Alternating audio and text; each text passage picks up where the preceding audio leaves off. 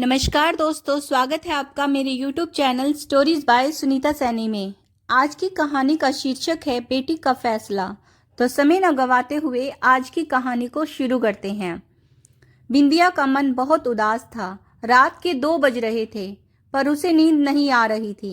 एक बार पलटकर पति जगदीश की तरफ देखा तो वो बड़ी ही सुकून भरी नींद में सो रहे थे।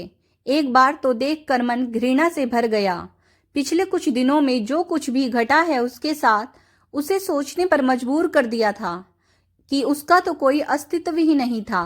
जिसने जैसा चाहा वैसा चलाया और अब जैसा चाह रहे थे वैसे ही सांचे में ढालने की कोशिश कर रहे थे। और उसमें उसके पति का योगदान सबसे ज्यादा है। वह अपने ससुराल में छोटी बहू है। उसके ससुराल में उसकी सास दामिनी जी, पति जगदीश और उसका एक बेटा है। दरअसल अभी 1 महीने पहले उसके पिता का निधन हो गया। घर में माँ के अलावा कोई नहीं बचा। वह अपने माँ बाप की इकलौती संतान थी। उसके मम्मी पापा बताते थे कि उसके जन्म के 2 साल बाद एक बेटा हुआ था, पर वह 2 दिन से ज्यादा जी नहीं पाया।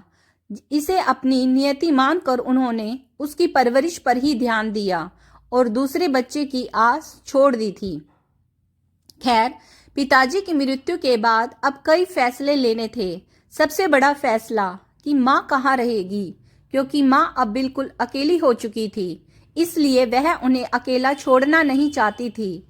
लेकिन ससुराल में माँ को लाने को भी तैयार नहीं थी, क्योंकि जब उसके बेटे ने जन्म लिया था उस समय उसकी माँ यहाँ 1 महीने के लिए आई थी।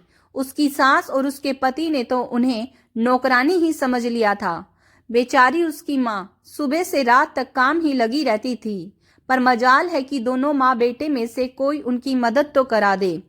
लेकिन इस बारे में जगदीश को कोई चिंता नहीं थी, बल्कि वह तो दिन रात यही बातें करता था कि प्रॉपर्टी का क्या करना है, क्योंकि उसे अच्छे से पता था कि माँ ने पूरा फैसला उसके ऊपर डाल दिया था। लेकिन वह तो यह देखकर हैरान थी कि ससुराल में तो उसे कभी निर्णय लेने नहीं दिया जाता था, पर आज उसके मायके में भी उसे फैसले लेने का हक नहीं था। जगदीश उसे अपने हिसाब से चलाने की कोशिश कर रहे थे। इस 1 महीने में उससे कई बार कह चुके थे कि अपनी माँ से कहो कि प्रॉपर्टी उसके नाम करा दे, तो वह उनकी जिम्मेदारी उठाने को तैयार है।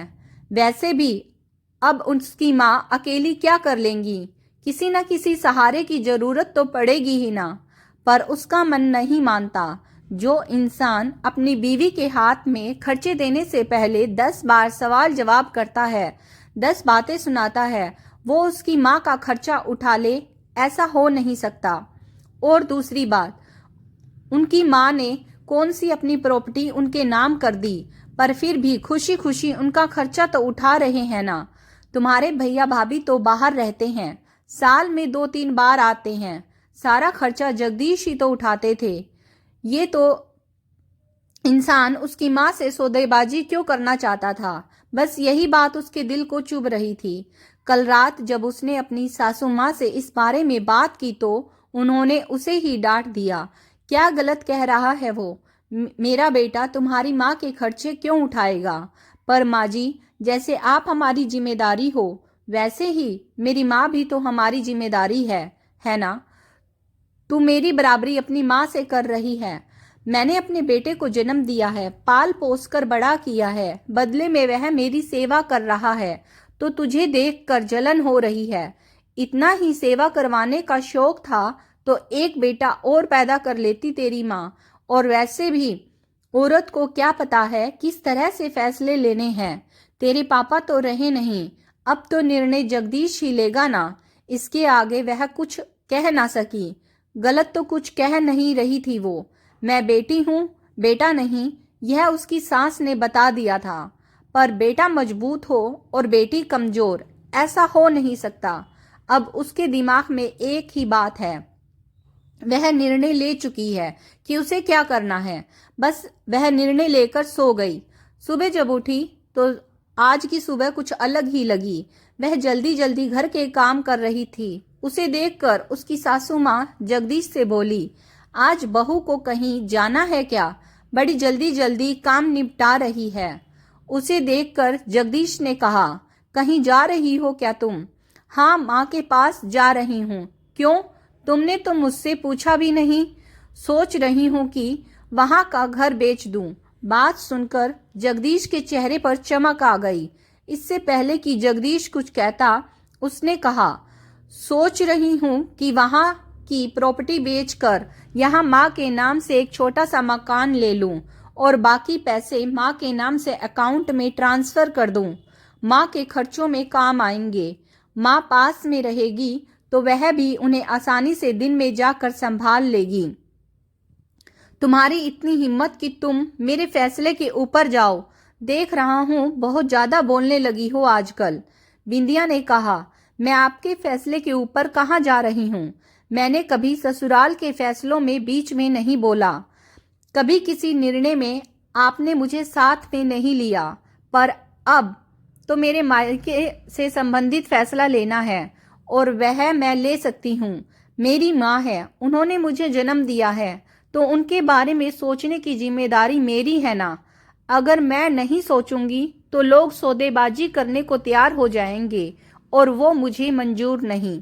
बहू, अपनी माँ के लिए तू हमसे लड़ने को तैयार है? अब की बार बीच में उसकी सास बोली, देखिए माँ जी, कल आप ही ने मुझे यह रास्ता बताया था। आपने कहा था ना कि मेरा बेटा है, वह तुम्हारी माँ की जिम्मेदारी क्यों उठाएगा? इसी तरह मैं अपनी माँ की बेटी हूँ। अगर मुझे रोका तो मैं आपकी जिम्मेदारी नहीं उठाऊंगी। आप अच्छी तरह से याद रखिएगा, आपका बेटा सिर्फ कमाता है, पर इस मकान को घर मैं बनाती हूँ। उसकी बात सुनकर दोनों में से किसी ने कुछ नहीं कहा। जानती हूँ नाराज हैं तो नाराज रहने दो। इनकी नाराजगी के चलते मेरी माँ को मुझे मोहताज थोड़ी ना करना है। बस फटाफट अपना काम निपटा कर वह चल पड़ी थी अपने फैसले को अमल करने। क्यों लोग भूल जाते हैं वो बहू के साथ साथ एक बेटी भी है। अगर उसके ऊपर सास और ससुराल की जिम्मेदारी है तो फिर जिसने उसको जन्म दिया उसकी जिम्मेदारी वो क्यों नहीं निभा सकती? शादी के बाद तो हर लड़की को इतनी आज़ादी होनी चाहिए कि वो अपने माँ बाप के फर्ज को भी पूरा कर सके, और उसको पूरा करने में अगर आप उसका साथ नहीं दे सकते तो उसको रोकने का भी अधिकार आपको नहीं। दोस्तों, आज की कहानी कैसी लगी कमेंट्स करके ज़रूर बताइएगा। अगर आपको कहानी पसंद आई है तो please like, share and subscribe my channel stories bye Sunita Saini. धन्यवाद।